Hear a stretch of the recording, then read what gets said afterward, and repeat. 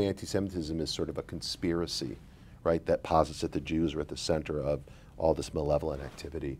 And that's really how the right-wing extremist sees the world. And increasingly, it seems that's how the left-wing radicals see the world. That's how the Iranian regime sees the world. That's how Khomeini saw the world. And so those things indeed do merge, very much so. And whether they call it anti-Zionism, they call it anti-Semitism, but these things are like a total one-for-one correspondence, right? It's the complete overlap, like an eclipse of the Venn diagram. Hello and welcome to State of a Nation. I'm Elon Levy. It has been a year of unprecedented anti-Semitism. October 7th unleashed a wave of genuine celebration of Hamas's atrocities. People were baffled, surprised, didn't understand where it came from. And it turned out we were seeing the consequences of a decades-long campaign, an ideology, to divide the world into oppressors, oppressed, and to place not only the State of Israel, but Jews worldwide firmly in the class of oppressors. My guest today is Jonathan Greenblatt, the CEO and Executive Director of the Anti-Defamation League and a former Obama administration staffer. Together we look at why so many people overlooked the lingering threat of anti-Semitism on the far left. We drill down into the numbers of campus anti-Semitism over the last year, and we try to understand the connection between anti-Zionism and anti-Semitism, and what that means for Jewish communities around the world. I'm Elon Levy, and welcome to State of a Nation. Breaking news out of Israel this morning. Shocking hostage taking. Hundreds of Israelis are dead. I want to bring in Israeli government spokesman. What happens when the 4-day pause? How do you resolve this? Where does this go? Jonathan Greenblatt, welcome to State of a Nation. Thank you for having me on. Filmed here on location at your offices in New York. Bravo. It's been around a year since October 7th, which saw an outburst of anti-Semitism around the world that really shocked a lot of people. And I'm wondering, were you shocked? Well, I guess I would say that I wasn't surprised, but I was still stunned. Right? So I wasn't surprised because anti-Semitism was already increasing prior to October 7th in the United States and around the world. Here in America, literally in 2019, 21, 22, we had hit new highs with the number of acts of harassment, vandalism, and violence directed at Jews. But 10/7 was a trigger point, and things have exploded since then. So what was, if you will, surprising about that is to see the level of vitriol in the streets, on the campuses, in the workplaces, without the pushback I would have expected from general society. It's been very difficult to see anti-Zionism normalized and anti-Semitism tolerated in ways I don't think we'd seen before. So what's surprising you here, the amount of anti-Semitism there is, or the fact that there hasn't been the pushback? No, again, the amount is not surprising. We already saw it go up. Though it went up, it didn't spike after 10/7. It exploded. I mean, literally that day was what I would call, again, like a trigger point where things went up like a hockey stick. But what was surprising was seeing the tactics adopted by the other side, what I'll characterize as the pro-Hamas crowd, how widespread they became and how quickly the world bought into it. Take, for example, the data about casualties in Gaza. And let's establish, and I think we would both agree, any innocent person killed is a tragedy. Any innocent person who suffers, that is so sad. You know, in our faith, we believe that any loss, any life lost is the loss of an entire world. And yet, you immediately saw the Western press adopt the Hamas narrative on the number of people killed in the Gaza Strip. Now, mind you, Hamas says in one breath, they can't even tell us where the hostages are.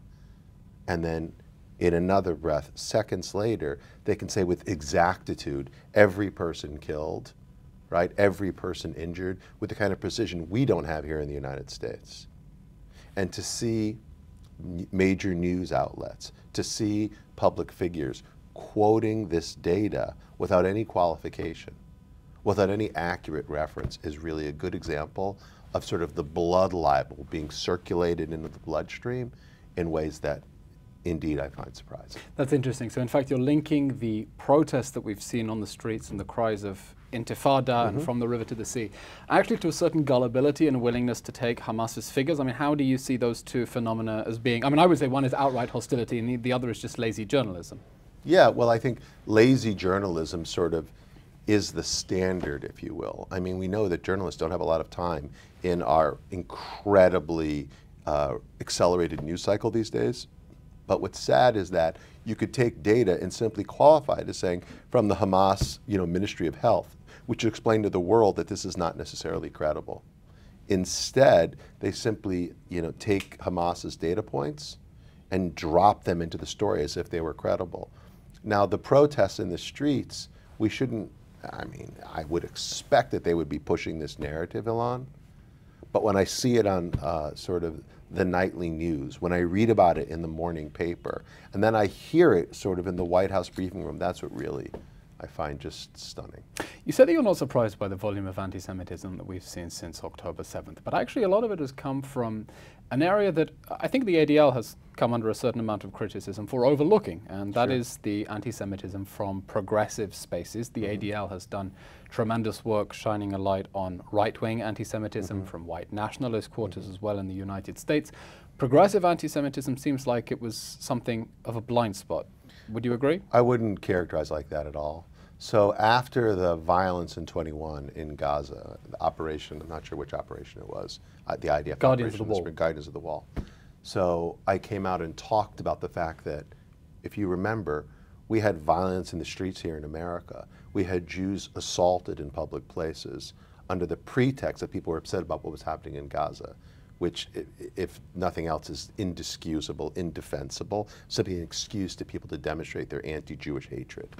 So I likened, if you will, the anti-Semitism we were seeing to the analogy of climate change. So anti-Semitism of the far right is like a Category 5 hurricane. You can see it coming on the, on the radar, but it comes with extraordinary velocity and undeniable force. And when it comes and it hits your home, it will, no matter what you do, it will blow apart the structure and everyone inside will be killed. Again, here it comes and it will arrive with lethal force. Anti-Semitism of the left I described back in 21 was like climate change. It starts down here and people don't notice it. And it continues to increase and people simply ignore it or dismiss it. And then when it becomes undismissible, they deny the cause of it. And then as it gets even more intense, they say, well, we can simply adapt to it. And then as it gets even more intense, they say, well, we'll just, we'll mitigate it. And suddenly, because of climate change, it's up here. And what happens in any area, as we're seeing in California right now, when the climate has changed so much and the weather becomes so hot, then you have these Category 5, natural disasters that arrive with a degree of lethality and everybody gets killed. So I used that analogy years ago, and I think it's been borne out to be true here now. So many people, and look, we could have done a better job. The ADL is far from perfect, but there's no question that what's happening now on parts of the left, and I don't even like to use those terms anymore. I mean, what we're seeing from the pro-Hamas crowd is a kind of theocratic fascism, right? We're seeing the blending of political Islam with all of the way it militates against minorities and Jews, in particular in the Jewish state, combined with the sort of anti-capitalist, neo-Marxist nihilism of the extreme left. Those two forces, I think, have really come together in this moment, and that's what's fueling the protests we're seeing in the streets of America and around the world. Well, I wonder whether extreme left is the way to refer to it, or whether that, in fact, underplays the phenomenon we're seeing, because we're talking about a phenomenon that has taken over large parts of elite opinion. We're talking about something that hasn't been slowly rising and rising and rising. It is an ideological narrative that defines the way that these institutions see the world, the simplistic division of the world into oppressor, oppressed, victim and victimizer, that places the Jews in the category of oppressor, not the state of Israel, the Jews in the category of oppressor. It was there. This is a well thought out ideology with its own internal logic. And I'm wondering why that point, why the conversation we've been having since October 7th about anti-Semitism in progressive circles, why we missed that before October 7th. It's a fair question to ask. I mean, I'm not sure that, again, I would characterize as we missed it, but I think it is truly astonishing to see how quickly, like rising water levels, it overran all the structures that we had put in place. So for example, you had on many campuses these DEI offices, right, that were intended to ensure that diversity was considered for all communities, not just for one specific minority. Turns out, to your point, that many of those offices were captured, I would say, seized with this oppression sort of, paradigm, and posited that the Jews, no matter what we did, no matter how we showed up, no matter our ethnicity or our race or our national origin or economic status, were simply, as you would put it, oppressor. And so the structures that were, in theory, in place to protect even the Jewish minority on campus, they just fell apart. Or take the media. And again, it's right to point out that many of these outlets seem to have been overrun by an ideology that's totalizing and reduces everyone to this least common denominator. And yet, all these major media outlets, they have editorial boards, they have standards and practices, they have ombudsmen, they have, again, all these tripwires that are intended to provide protection to make sure that biases don't show up. And yet I would say, again, that's also fallen apart. So it's simply unambiguous that anti-Semitism has been normalized, as so much of the structures that we have in place, whether, again, it's media or whether it's broader public discussion, they've just really, on campuses, they've just really collapsed. I want to get your sense of where things stand with right-wing anti-Semitism at the moment, because, for all the cries of intifada on the streets, we cannot forget that right-wing anti-Semitism is still a problem. But I want specifically to understand first how you understand left-wing anti-Semitism. You've spoken about how it's captured certain institutions, about how certain structures that were supposed to protect Jews and minorities have collapsed in the face of it. But I'm trying to understand first, what is it? What is that ideology that leads otherwise perfectly normal people who think that they are virtuous and advancing social justice to tear down the poster of a woman who is held hostage in Gaza, or scribble a little Hitler moustache on a baby hostage poster? So I think if you were to ask me what is the ideology that's driving this, I would describe it as anti-Zionism. So anti-Zionism is not a sort of a tacit position. Anti-Zionism is not a responsive posture. Anti-Zionism is an active ideology that believes, as you well know, that Jews do, not only that Jews do not have the right to self-determination in such a homeland, but the anti-Zionist is committed to the project of tearing apart the state of Israel. And what's so evil about anti-Zionism is the fact that in focusing on Zionism, which is not just a political enterprise, right? In my opinion, Zionism did not start, with der Judenstaat. Zionism did in 1897 with the first World Zionist Congress. It didn't start in 1948. There's a reason why every synagogue on planet Earth has a bimah that's situated so that the congregation prays toward Jerusalem. There's a reason why every Jewish prayer book in every language, in every country in the world, on every page you can find references to Yerushalayim or to Zion or to Israel or to Judea. The return to Zion is essential to the Jewish faith and has been for thousands upon thousands of years. And yet in the heart of the anti-Zionist sort of philosophy is not just the denial of the Jewish people to this basic right, again, of self-determination, which in 21st century parlance is sort of table stakes for every other people.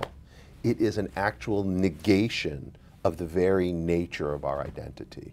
So that's not just nihilistic in some abstract way. That is deeply dangerous to our people, as in the consequences of it are as awful as any of the ideologies behind the pogroms and the forced conversions and the expulsions and the massacres and the Farhoods and the Shoahs that affected our people over thousands of years.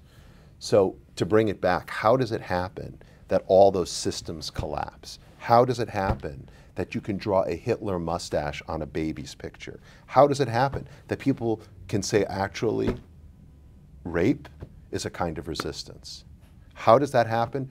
It's because the Jews have been so dehumanized. Because again, the ideology of anti-Semitism is so overwhelming that it reduces us to objects. It denudes us of, again, our basic humanity.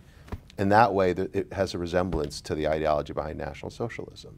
You draw the connection there between anti-Zionism and anti-Semitism by saying that anti-Zionism is not only an active opposition to, well, an active attempt to dismantle the state of Israel, but also a denial of the basic Jewish connection to Israel. But I imagine that some anti-Zionists could push back and say, no, anti-Zionism is one thing, we're anti-Israel, I'm not anti-Jewish, I have Jewish neighbors, I'm quite happy for them to exist in my country. Or I am Jewish. Or I am Jewish myself. So help me understand, when I ask you about anti-Semitism and you start immediately talking about anti-Zionism, I mean, I agree and I have my own reasons, but I'm wondering, in your mind, why are they the same thing? Look, I understand in a college seminar on 19th century theories of nationalism, how you can have or even in the first half of the 20th century, you could have a professor who talks about, in a historical way, those who opposed the founding of the State of Israel. Because that was a thing, let's acknowledge it. And you also have people like the Satmar and other Haredi sects who don't believe in Medinat Yisrael, right? They don't believe in the political legitimacy of the state. So there have always been those who were not supportive, but I would characterize that as non-Zionist. The anti-Zionist is in an active mode of action, if you will, to work to dismantle the Jewish state and to delegitimize its very existence.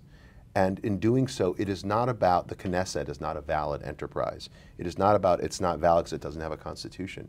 It's about the very basic essence of the state, which gets to the very basic essence of what it is to be Jewish. Again, our Jewish identity is defined by the story of Moses and the Jewish people escaping enslavement and returning to the Promised Land. Like, that's the whole thing. And so, as such, the anti-Zionist, the way that he or she shows up, or they, if you will, show up today, is not with a reference to, again, there's just a problem with the political process that has created the state, or this is our problem with the way that the state functions today. This is our problem with the very identity of what it is to be Jewish. That's why I think it's so dangerous. Except there are many Jews, and they're amply represented among the anti-Zionists, who say my Jewish identity doesn't need to take expression through connection to another state, a self-determination in the Middle East. So what is anti-Semitic about anti-Zionism then? They just don't think that the Jews should have a state. They should come and live here in the States. I mean, you know, I have heard about this, you know, there's a new kind of fangled idea called diasporaism. Have you heard of this? It is what it sounds like, right? For your audience. But to remove Zion, to remove Israel, to remove the idea of return from your identity is to tear from the Jewish identity what it is to be Jewish. It just is. And so whether or not you like Bibi Netanyahu, whether or not you think that the current administration has done enough to pursue the peace process, that is and like I have my problems with the political leadership in Israel today, but that's an entirely different premise than saying Jews don't deserve the same rights that would accord to Palestinians, by the way, or any other people in the world. If you are, Elon, committed to tearing down every nation state, if you are truly an anarchist who believes that no states have the right to exist, then I don't have a problem, actually, if you don't agree with Israel's right to exist. But unless you're committed... Yes, Einat Wilf has made this point. She said, if you believe in this John Lennon vision and think that all countries should be dissolved, I'm the first one to sign up, but we're not going first. That's a good way of putting it. And it's true. Like, unless you have that kind of moral consistency, that's that sort of political ambition in mind, then when you only focus on the Jewish state, when you only would render it defenseless and delegitimized, then maybe there's something going on beyond, again, your own little kind of political world. You've expressed your position here of why you think that anti-Zionism and anti-Semitism are essentially the same thing. And I've noticed a trend among certain people on the left who at least try to present themselves as being allies of the Jews, who say it's anti-Semitic to conflate Israel with the Jews. Anti-Zionism, anti-Semitism are separate things. And for me, what I hear is that they're sort of playing divide and rule. They're trying to divide us into good Jews. Good Jews are those who turn their backs on their fellow Jews who are in distress. Bad Jews are the ones who speak out for their brothers and sisters in a country that's fighting for its survival against the Iranian regime and its proxy armies on 7 fronts. And that when they try to say, you know, before October 7th, people would try to say, no, look, there's a difference between anti-Zionism and anti-Semitism. These are separate things. Actually, that distinction completely collapses, and that it collapses in a way that those who are trying to make that distinction are trying to divide us from each other. Yeah, look, I mean, I think, number one, I see a through line from the Hamas terrorists who butchered and maimed mothers and fathers and sons and daughters in front of one another, who tortured and execute parents in front of their children, children in front of their parents. The dehumanization that allows that to happen, I see a direct line from that to the dehumanization that allows someone to tear down a hostage poster, to paint a mustache on the image of Kfir Bibas or something. Like, I see those things as directly connected. Connected to the intellectual narrative that says that Zionists deserve no rights. Zionists are not human. And look, one of the trends that we've seen in the last year is the left, major parts of the left, adopting this language that uses Zionist as a slur, that uses Zionist as a synonym for Jew. Now, by the way, the Islamic Republic has been parroting this for a long time. By the way, so has the far right. You asked about the far right earlier. For decades, they've talked about the term one of the terms they use, Ilan, is Zionist occupied government, or ZOG. So I wanted to ask you, is that a right-wing term or a left-wing term? Because I've been confused of late. It was a right-wing term. Now it's a left-wing term. And so what's interesting is people on the self-identified on the political left who have a problem with white supremacists saying it, for some reason don't have a problem with others on the left saying it, right? I mean, it's and really that's the horseshoe despicable. theory, right? That they link up at the far left and the far right. So this is the complexity of saying, well, far left and far right. Like, I don't know if those labels really work anymore. When the far left espouses kind of Islamist fascist ideas, when they defend the Houthis, when they defend the Islamic Republic of Iran, are they really liberal? In what world is that progressive? That is regressive by any measure. So are they really I don't know, of the left? do they define themselves as liberals, or do they define themselves as their view of progress is that you stand up to imperialism? And if the Houthi pirates fine, they chant death to America, death to Israel, cursed be the Jews, victory to Islam, Allahu Akbar. But if they're standing up to imperialism and colonialism and the strong guys, then that makes them good. I mean, it's a rather facile and puerile view of the world. It's very facile. And like, what makes them the anti-imperialists? Like, you know, you can say in this they are agents of the Iranian imperial project in the That's my Middle East. point. So like, you can say in this moment they're pushing back on, I don't know, foreign freighters, you know, traversing that region, but they are indeed an element of the Iranian imperial project, which extends through Iraq, which extends through Syria, which extends through the Arabian Peninsula, which they would like to extend through Jordan, which they would like to extend through the Palestinian territories. And beyond. So like, are the Houthis really anti-imperialist? They are themselves a creation of an imperial power with the intent of extending their influence. So like, are they anti-imperialist? I don't see how. I don't see how. That's an intriguing point, and I think it's important. I mean, I've often made the point that anti-Zionism is the world's most successful anti-colonial movement, because in the whole Middle East, it was only the Jews, not the Druze, not the Kurds, not the Yazidis who were able to establish sovereign independence. But you have this Iranian project at the moment trying to expand its control across the Middle East and impose a really violent, repressive form of Islam as well. Jonathan, we were just discussing now the horseshoe theory, the right, far right and the far left linking up, and you said you're not sure whether these terms are appropriate, but I do want to get your sense of what the current state is of anti-Semitism on the far right, to the extent that that term means anything anymore. What have they been doing since October 7th that maybe we haven't been paying attention to because we've been distracted by the keffiyeh-clad mobs in the street chanting globalize the Intifada? Yeah, by the way, I'll answer the question, but the whole idea of globalize the Intifada, is there a more macabre slogan than that?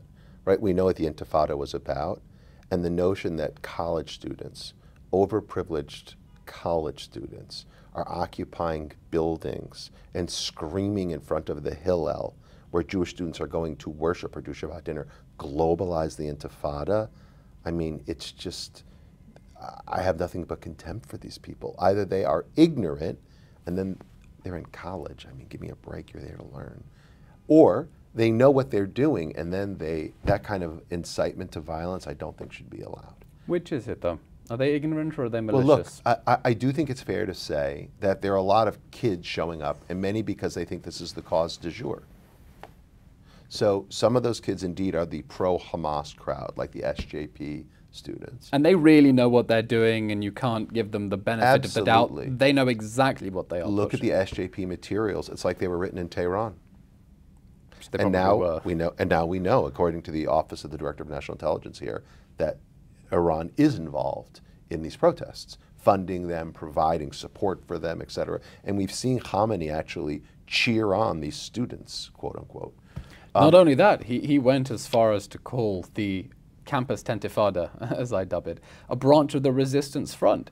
It's the supreme leader of Iran who is putting the Campus Tentifada. That's why there are 8 fronts. On the same branch as Hezbollah and the Houthis. So there are 8, or the same tree. So there are 8 fronts to this war, not 7. There are 8. Because the infosphere, again, really emanating out of these campuses, in my opinion, is the 8th front in this war. We can talk about that. So I do think you have the kind of pro-Hamas crowd with the radical left crowd, and then there are a lot of kids who show up because they think this is the issue du jour. But the fact of the matter is there's a lot of American adolescents who don't know how many amendments there are in the Constitution.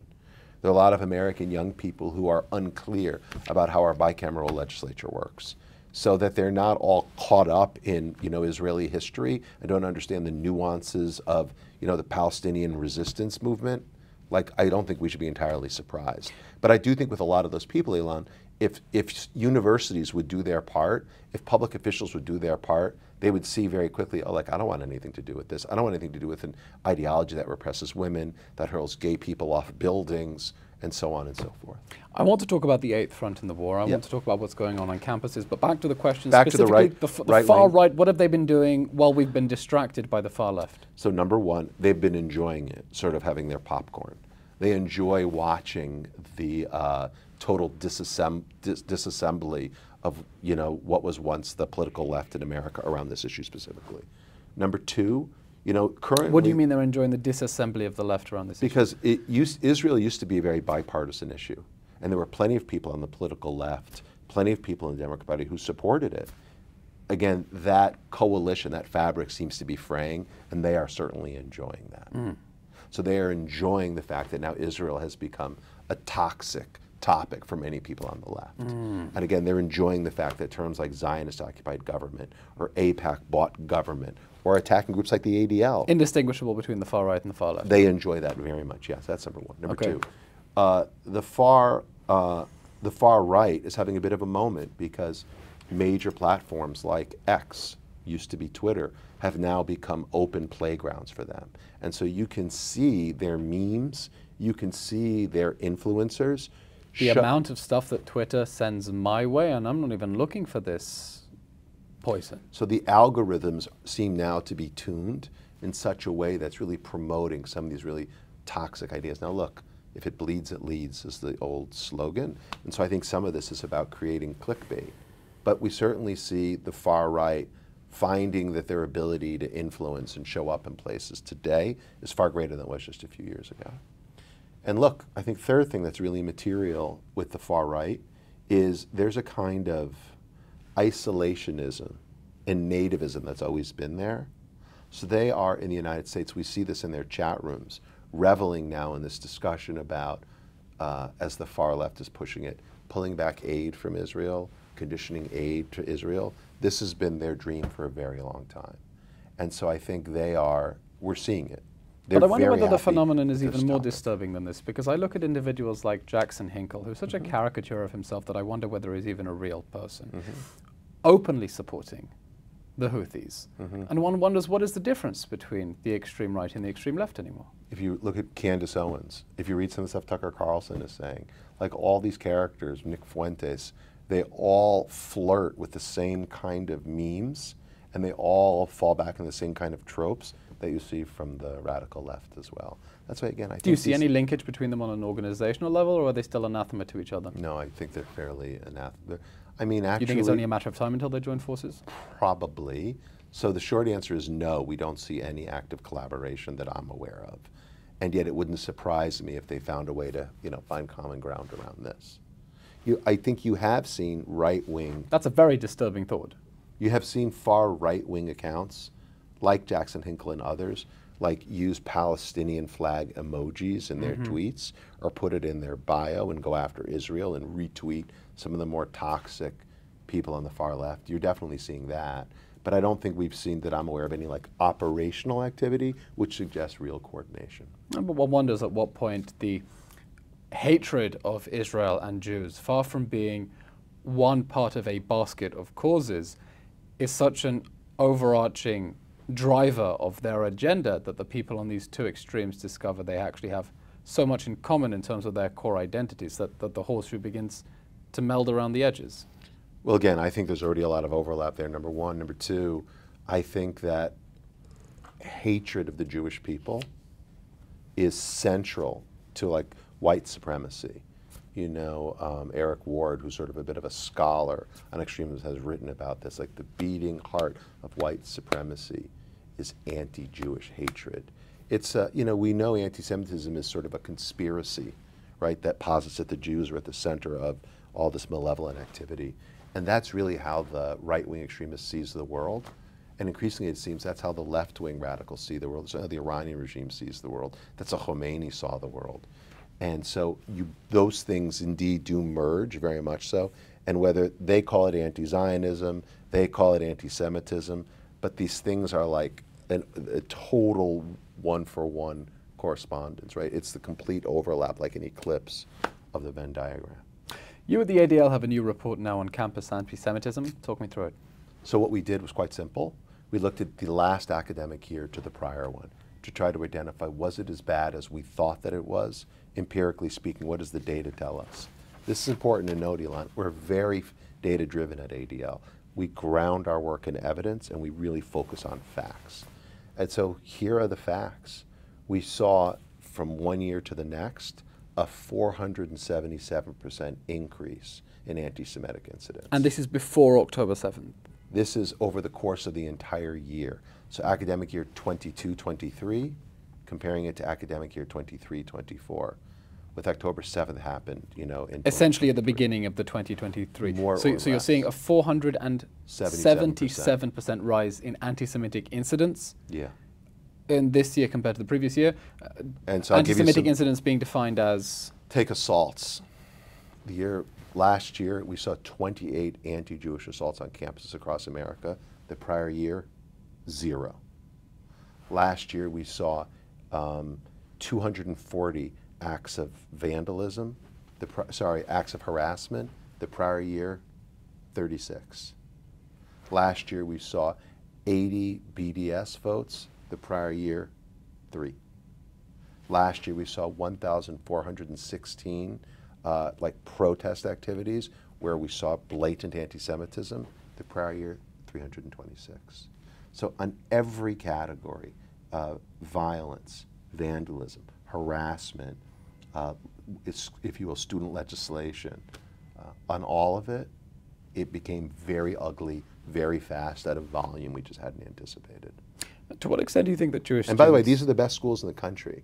If you look at the schools where this happened, these weren't random small universities. These were places like UCLA, I think the top school was Columbia, the worst school, Columbia, Michigan, Rutgers, UCLA, USC, Harvard, Stanford, Cornell, Cal, UNC.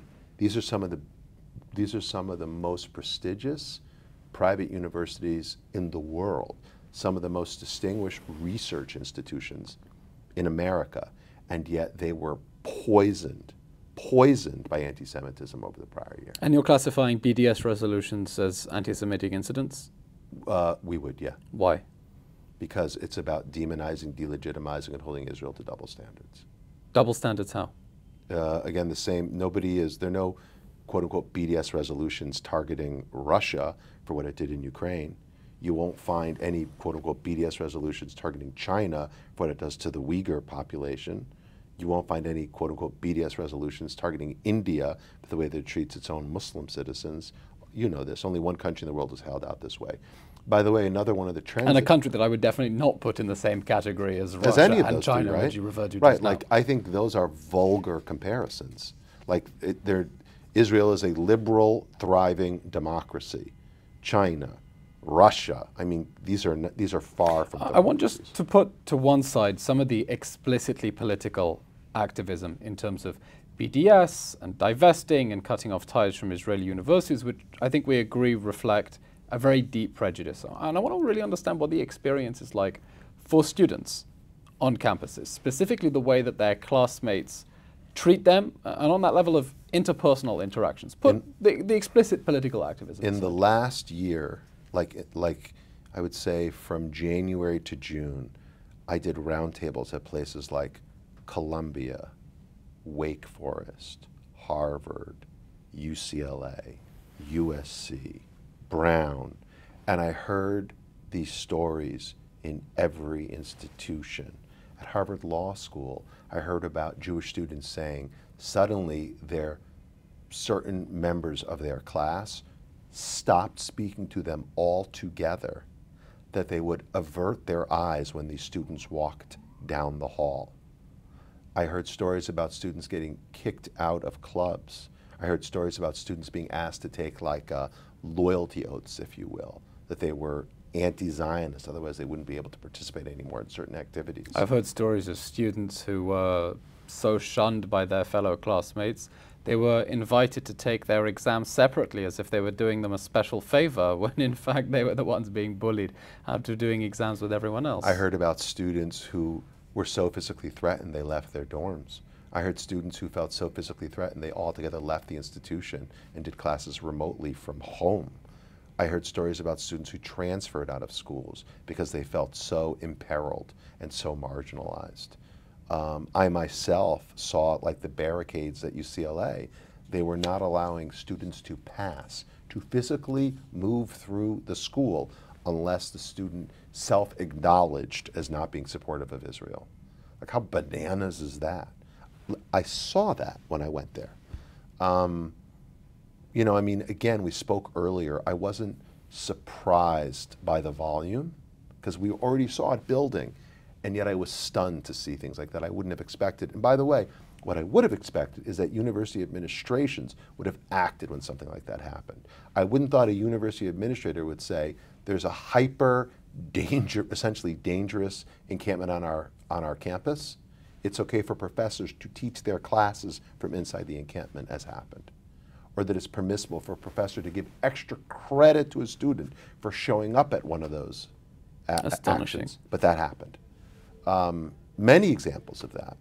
So I heard from many, many, many students that they simply no longer felt safe. And I think at the end of the day, it's a very reasonable question to pose to an administrator, or to a professor, by the way. Their number one job, I might argue, is to create an environment where people are safe so that they can learn. And if you can't keep your students safe and they can't learn, you are not doing your job. And we've seen Jewish students mobilizing to fight back. I call them Gen Zionists. It's how I try to rally them up and say, you're not Gen Z, you're Gen Zionist. And being a Gen Zionist means standing up to bullies. And one of the ways they're doing that is through lawsuits. And we're seeing now lawsuits against NYU, against Harvard, accusing them of violating Title VI protections, trying to make this a civil rights question about Jews for the first time. Tell me about those lawsuits and what do you think of those? So ADL's been super engaged in this. I mean, ADL's been doing litigation for decades and decades and decades. And so after we saw this rush of anti-Jewish activity in, October, right after 10/7, we pulled together some other NGOs like the Brandeis Center for Civil Rights, a group called Stand With Us, Hillel International, and we created the Campus Anti-Semitism Legal Line, or CALL. And we built it on our tech, and it created like a one-stop shop for students who felt like they'd experienced discrimination. Because in the United States, under what's known as Title VI, which is Title VI of the U.S. Civil Rights Act of 1964, it is for an organization that's getting federal funding, you are not allowed, you are not permitted to discriminate against someone based on race, color, whatever that means, or national origin, essentially ethnicity. And anti-Jewish discrimination has been found by the courts to fall under that umbrella. And so we had students who were experiencing discrimination, but by the way, as well as staff and professors, didn't know what to do. So we stood up this piece of tech to allow students to email or call or text if they had a case they believe was valid. And then we brought on a large law firm named Gibson Dunn. It's a big global law firm. And we also recruited Arnold and Porter, Latham and Watkins, a few other big law firms. And we trained hundreds and hundreds of lawyers in how to evaluate Title VI cases. And so now what happens is, as distributed through Hillel, they have 550 centers all over America, students would use call if they felt they'd had a case. Their claim would first be reviewed by one of our junior lawyers, and if it's deemed to be valid, it would then go to a more senior lawyer for a second level review, and then if it's deemed to really be valid, it would come to us to assess, do one of us want to take it on?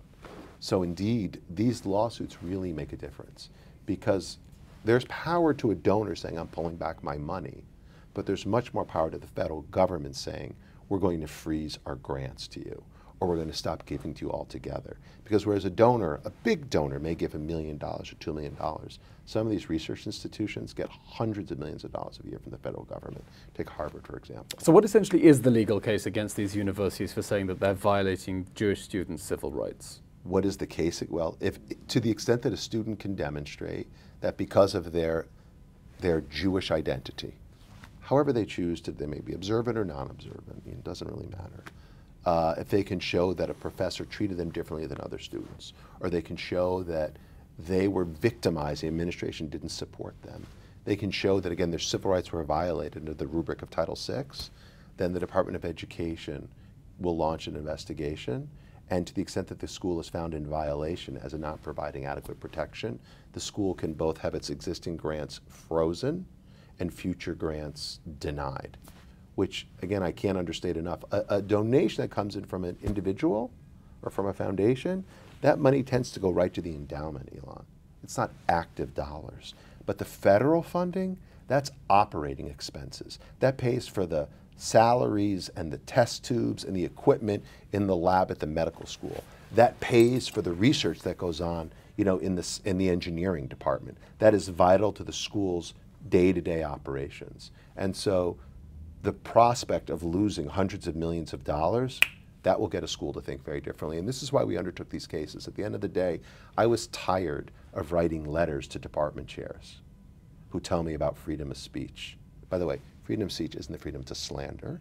Nonetheless, they weaponize it and say, no, we're just expressing a political opinion, not exhibiting prejudice. So we undertook Title VI because at the end of the day, my belief is that, whereas this is a free speech issue, if I'm going to take hundreds of millions of dollars out of the budget of the school, that's actually a risk issue, an issue of fiduciary responsibility.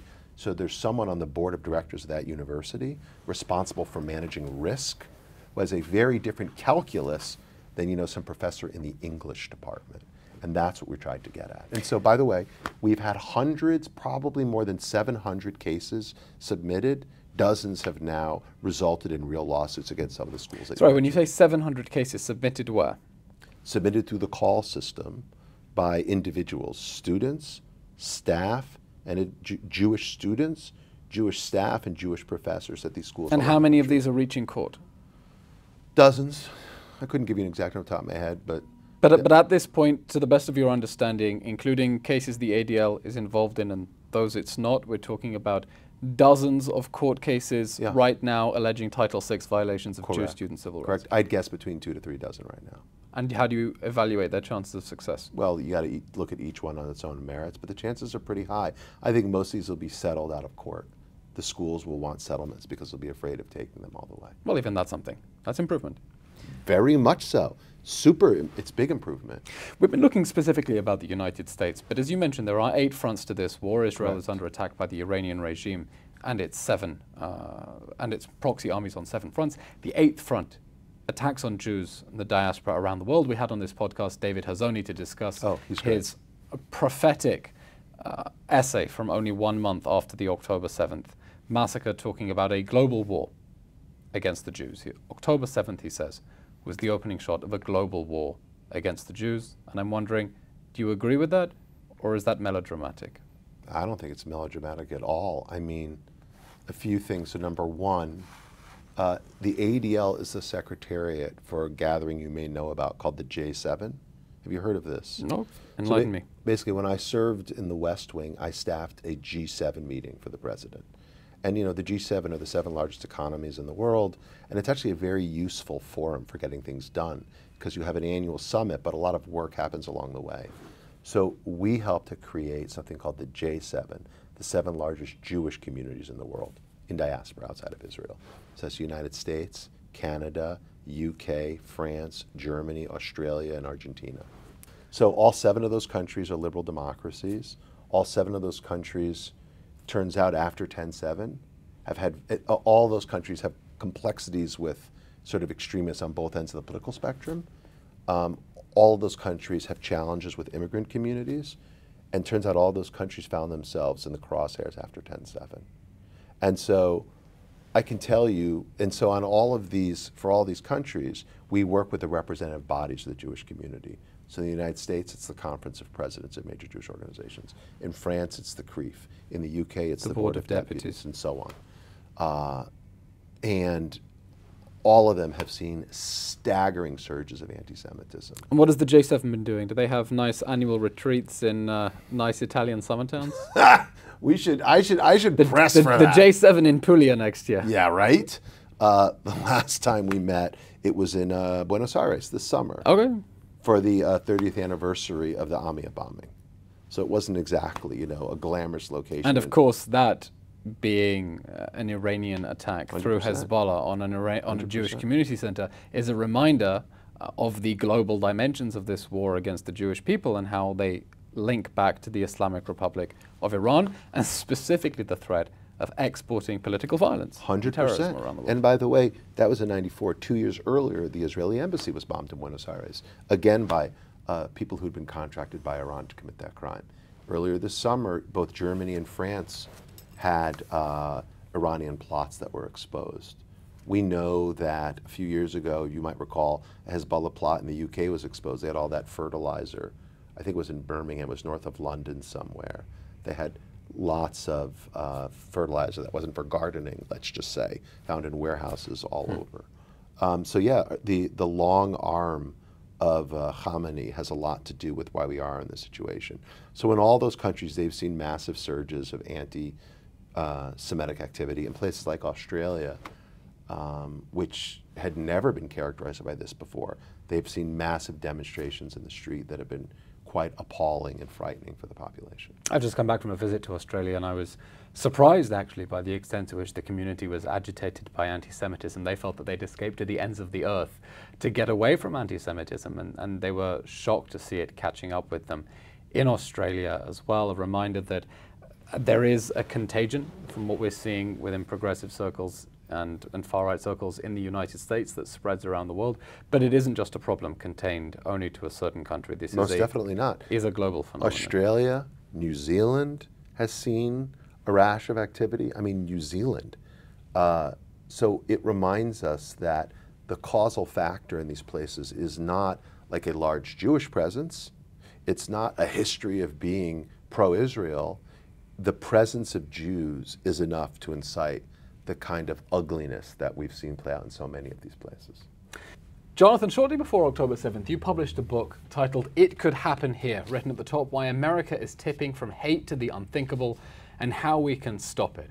I'm wondering, what were you seeing on the eve of October 7th? And if you were writing the book now, actually, what would you write differently? Well, so I think the book, thank you for asking about it, Ilan. I mean, I think the book focuses on the dynamics that were at play here in this country prior to 10/7, of course. And what we'd seen in recent years was, again, the normalization of anti-Semitism. We'd seen the emboldenment of extremists. We'd seen it from the far right, and that was quite visible. We were also seeing it, as you asked for, from the radical left. And the things that I saw, the potential for sort of the berserk in America to be unleashed, where people would be attacking Jews in broad daylight, where people would be, as we're seeing now, targeting quote unquote Zionist businesses, making blacklists of therapists, investors, authors, whose only offense is their Jewish identity. That's the kind of thing that I envisioned in the book, and that's exactly what's played out. If I were writing the book today, what would I do differently? You know, I had content in the book about how you could respond to this hate, but I think I would have called, if I were writing this differently, writing this today, for a mass mobilization. I don't think we were prepared in the Jewish community for the avalanche that's come down upon us. Even though I thought it could happen. I mean, literally, that's why I wrote the book. I would not have guessed that the tsunami would hit our shores so hard, so fast, and with such ferocity. So I think I would have called for a mass mobilization. I would have called for a broad coalition against this kind of hate. We should have done that sooner, and we didn't. And that's a critical point. That's a critical point, because I'm seeing Jews suddenly mobilizing and saying, hey, what can I do? What am I supposed to do? They're creating organizations on campuses in particular to try to fight back. And, you know, in Israel, we saw the spontaneous WhatsApp groups that came to light on October 7th to try to help civil society. And here in the diaspora, you're seeing people trying to scramble back and trying to build alliances as well, reaching out to neighbors, wondering how they're supposed to speak to them about these difficult issues. Yeah. And I think if we're going to take seriously the threat of anti-Semitism, which is truly existential because we've seen where it leads before, we need people to mobilize, build organizations, build communities, and start acting, and not just sharing stories with another 300 Jewish friends on Instagram. Yeah, look, I mean, I wrote this not for the Jewish community, but for the world, for the broad audience. I wrote this with the intent of being like a handbook of what ADL has learned. But again, I just think we have to own at ADL. Like, we may be the oldest anti-hate group in America, and we are. We may be the most equipped in many ways. We're monitoring extremists every day. We're giving tips to law enforcement every day, trying to put away the bad guys. But none of us were still ready, you know, for the onslaught. And I think we're all living with that now. Do you think there were warning signs you missed? Well, I'll give you one example of one story that we knew was a problem, and we mobilized against it quite hard, and yet I don't think we realized just how portentous that was. It was the Boston Mapping Project. Have you heard about this? No. So this was in the... Clearly a warning sign that I missed too. This was in the spring of 22. A group of anonymous activists, and like really, to even call them activists is quite generous, I think. They launched a website called Mapping Project, and you can still see it, it's still up, that basically had a manifesto on it, like a Jerry Maguire style ridiculous manifesto. And it ended with saying, every network has a node, every network can be destroyed, every node can be dismantled. And then they had a map, and it was of the state of Massachusetts, focused on Boston, and they had two central nodes on the map, ADL New England and Combined Jewish Philanthropies, which is the local Jewish federation in Boston. So ADL and CJP. And from those two nodes, they had a spider web of dots around them, where they mapped other local Jewish organizations that had some connection to us, no matter how attenuated it might be. So that included like listing the name of all of the major synagogues in Massachusetts, like the name of the shul and the address and the phone number. Other Jewish institutions like the CJP gives to a lot of these institutions, like the Jewish Home for the Elderly, a nonprofit that helps disabled Jewish people find jobs, like entirely innocuous entities like that. And then they listed our board members, including, again, their home addresses and their phone numbers, I think the names of their spouses. And then they listed other organizations to which they give money, like the Boston Science Museum or the Children's Museum, or MIT, I recall being listed. And this whole doxing campaign was an effort to both A, drive fear into our own supporters that they should be afraid, and staff's names up there too, they should be afraid of being involved, and B, trying to intimidate and menace the other entities that had any relationship to the Jewish community. Like, you don't want to work with X donor because you may show up on a list. So we went nuts when we saw this, notifying law enforcement, because this was a threat. This was like literally a hit list. Notifying federal and state law enforcement, notifying the authorities as well, who were offering services to this website. Like, for example, the website is hosted somewhere. So we were able to, the people behind the website went to great lengths to keep their identities anonymous. They went to great length. We got into the source code, trying to figure out who it was.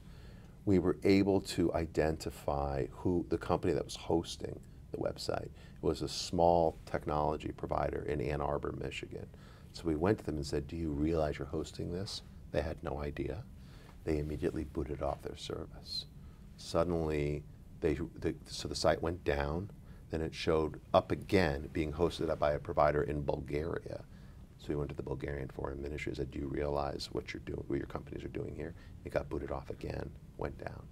And suddenly it showed up again, a third time, now hosted by a company called 1984 in Reykjavik. So we went to the authorities in Iceland. First we went to 1984.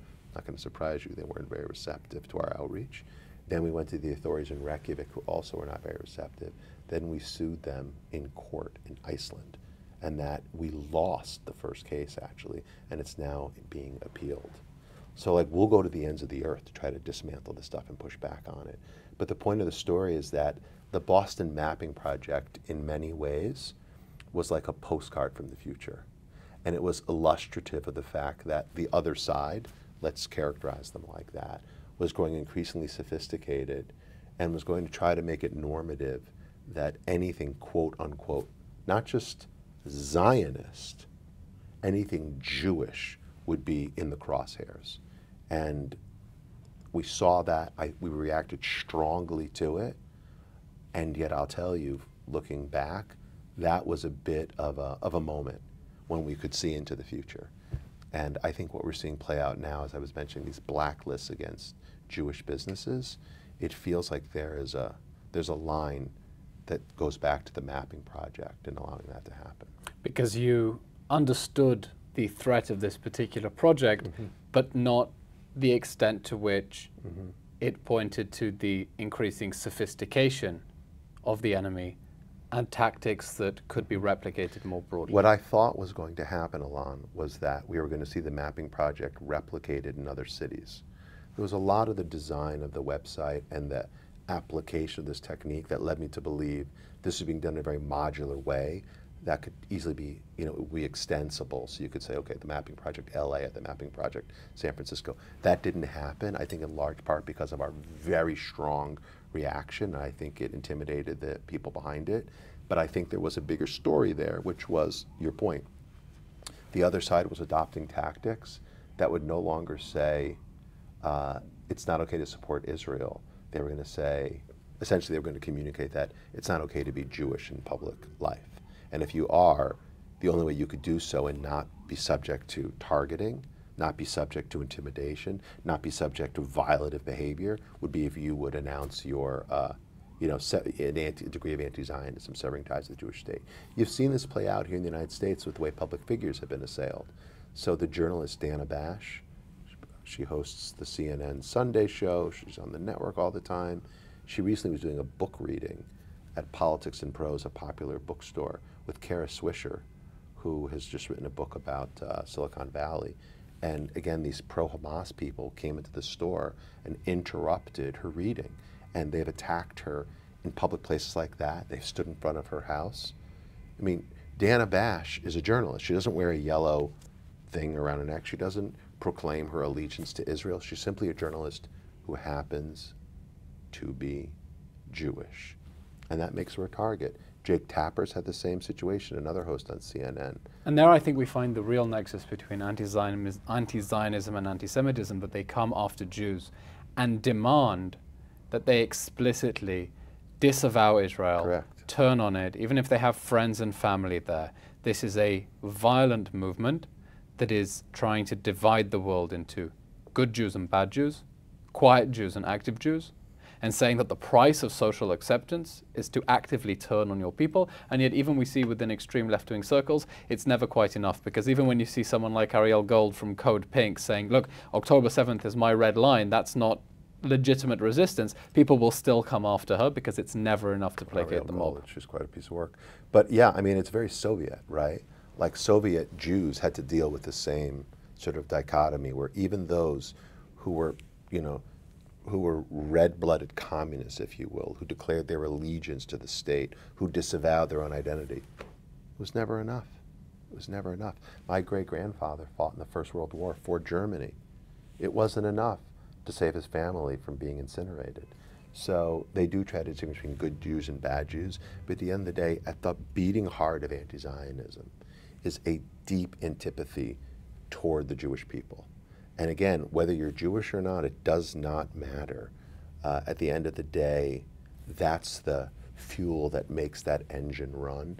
It's a hatred, a seething hatred against the Jewish people, which unfortunately has deep, deep roots in like our history, right? For thousands of years, Jews have been the convenient scapegoat. Jews have been the easy one upon whom you could place blame for whatever was going wrong. That seems to be the role that Israel plays today, the role that Jews play today. So in many ways, you know, they've described... Yeah, definitely when you see people in the United States, Canada, Australia, accusing Israel of being a white settler colony, which Israelis find hilarious because they literally do not understand where it is coming from. But it's classic scapegoating. 100%. 100% behavior. It is, and it's like projection of the worst kind, or the UK or France. I mean, these are imperial powers with imperial ambitions who are only which are processing their post-imperial guilt by finding a scapegoat, projecting it onto the Jewish state, which again itself was an anti-colonial movement, as you described before. So it is ironic, and it might be amusing. It might be like fodder for a Mel Brooks movie if it wasn't so lethal today, and that's why we've got to take it seriously. Jonathan Greenblatt, thank you very much for coming on State of a Nation and hosting us here in your offices in Glad New to York. have you. Thank you for coming. And that brings us to the end of today's episode of State of a Nation with Jonathan Greenblatt, filmed on location at the ADL offices in New York. As always, if you enjoy these episodes, please like and subscribe on YouTube, Apple Podcasts, Spotify, wherever else you get your podcasts. Like us on social media platforms, share a link with a friend, family member you think will leave these conversations educated and better equipped to talk about the tough issues. I'm Elon Levy, and thanks for joining us.